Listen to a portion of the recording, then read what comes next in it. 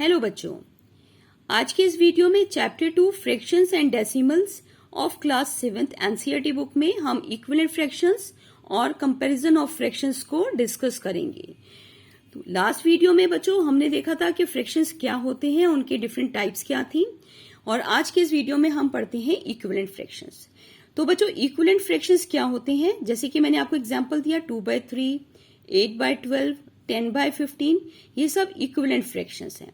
अब इनको equivalent fractions क्यों कहा जाता है वो हम समझते हैं। अब 2/3 वो है नंबर है जिसको हम फर्दर सिंप्लीफाई नहीं कर सकते। इसका मतलब ये कि किसी कॉमन नंबर से हम इसे डिवाइड नहीं कर सकते, ना ऊपर ना नीचे।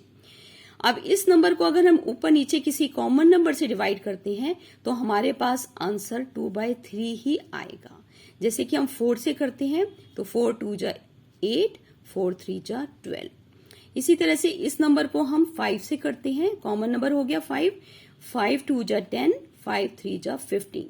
कहने का मतलब ये है कि वो सारे फ्रैक्शंस जिनको अगर हम किसी कॉमन नंबर से ऊपर नीचे डिवाइड करें तो हमारा आंसर ये पहले वाला ही आए, तभी ये बाकी फ्रैक्शंस इस फ्रैक्शन के इक्विवेलेंट फ्रैक्शन कहलाते हैं। तो बच्चों हम इक्विवेलेंट फ्रैक्शंस बनाते कैसे हैं वो बनाने का मेथड सीखते हैं। अब जैसे 2/3 हमारे पास एक फ्रैक्शन है जिसका हमें इक्विवेलेंट फ्रैक्शंस बनाने हैं। तो अब हम इसके नेक्स्ट नंबर 2 से अगर ऊपर और नीचे मल्टीप्लाई कर दें तो हमारे पास जो नंबर आएगा फ्रैक्शन नंबर वो उसका इक्विवेलेंट होगा। जैसे 2/3 को मैंने 2 से ऊपर नीचे मल्टीप्लाई किया तो हमारे पास आ गया 4/6। तो 4/6 2/3 का इक्विवेलेंट फ्रैक्शन हो गया। इसी तरह से 2/3 को नेक्स्ट नंबर 3 से ऊपर नीचे मल्टीप्लाई कर दिया तो हमारे पास आ गया 6/9। तो 6/9 भी 2/3 का इक्विवेलेंट फ्रैक्शन हो गया। इसी तरह से 2/3 को हमने 4 से ऊपर नीचे मल्टीप्लाई किया, आंसर आ गया 8/12। तो 8/12 भी हमारा 2/3 का इक्विवेलेंट फ्रैक्शन हो गया। अब आप देखेंगे 2/3, 4/6, 6/9 और 8/12। अब इधर हम अगर किसी कॉमन नंबर से, अब कॉमन नंबर 2 से हम ऊपर नीचे डिवाइड करेंगे तो ये 2 2 जा 4, 2 3 जा 6, तो ये अगेन 2/3 आ गया। इधर भी हमने कॉमन नंबर 6/9 में 3 से डिवाइड किया ऊपर नीचे तो हमारे पास आंसर 3 2 जा 6, 3 3 जा 9, ये भी 2/3 आ गया। अब यहाँ पे हमने 8/12 को कॉमन नंबर 4 से डिवाइड किया ऊपर नीचे तो हमारा आंसर 2/3 आ गया। कहने का मतलब ये है कि वो सारे फ्रैक्शन जिसको अगर किसी कॉमन नंबर से ऊपर नीचे डिवाइड किया जाए तो वो ही नंबर अगर आ जाता है जिसके हम इक्विवेलेंट फ्रैक्शन निकाल रहे हैं तो वो सारे उसकी इक्विवेलेंट फ्रैक्शन कहलाते हैं।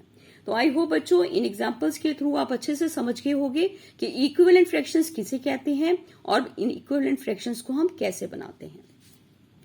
अब नेक्स्ट टॉपिक है कंपैरिजन ऑफ फ्रैक्शंस। अब हमें अगर दो फ्रैक्शंस दे रखे हैं और हमें उन्हें कंपेयर करना है कि इनमें से बड़ा छोटा कौन सा है, तो उसके पता करने के लिए हम क्या करेंगे।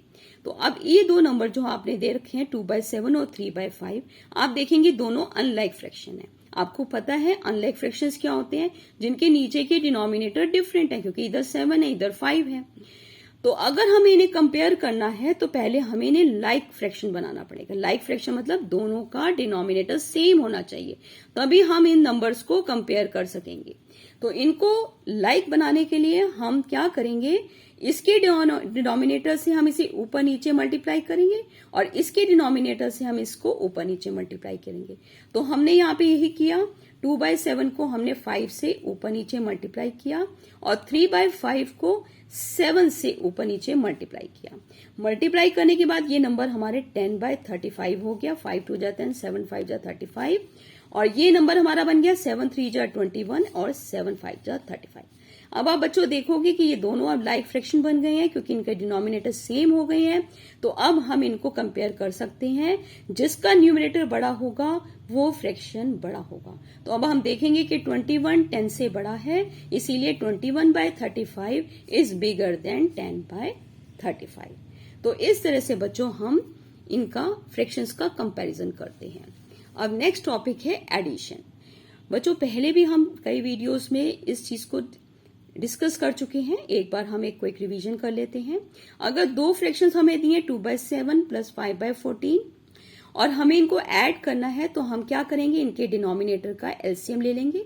हमने 7 और 14 का एलसीएम लिया, आंसर आ गया 14। तो हमने 14 लिखा।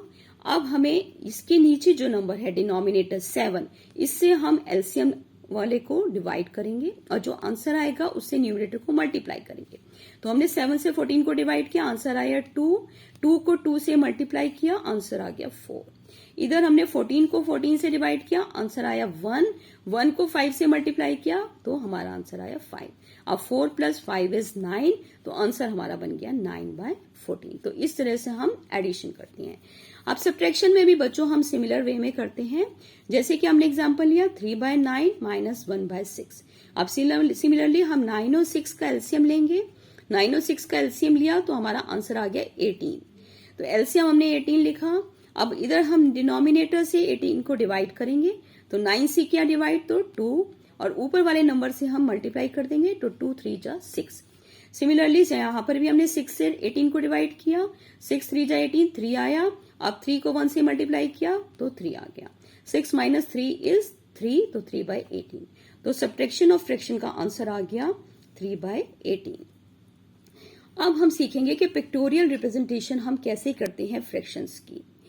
तो बच्चों हमने जैसे अब हमें एक फ्रैक्शन दे रखा है 1/4 और हमें इसे पिक्टोरियल फॉर्म में दिखाना है कि हम इसे पिक्टोरियल फॉर्म में कैसे रिप्रेजेंट करेंगे।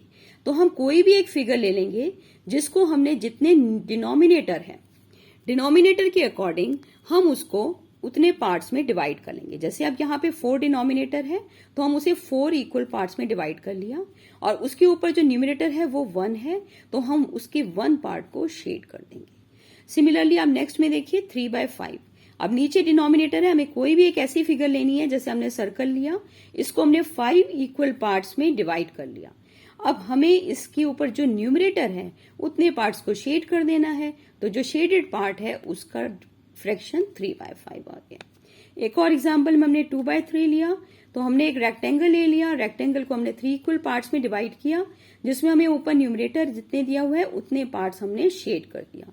तो ये इसकी पिक्टोरियल रिप्रेजेंटेशन हो गई।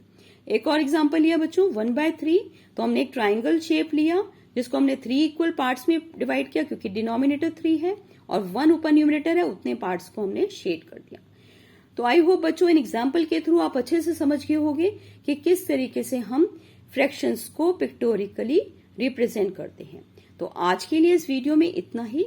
नेक्स्ट टॉपिक के साथ नेक्स्ट वीडियो में कंटिन्यू करेंगे बच्चों। तो आज के लिए बस इतना ही। Good bye. अगर आपको ये वीडियो पसंद आया तो प्लीज इसे लाइक एंड शेयर कीजिए और इस चैनल को सब्सक्राइब कीजिए। थैंक यू बच्चों।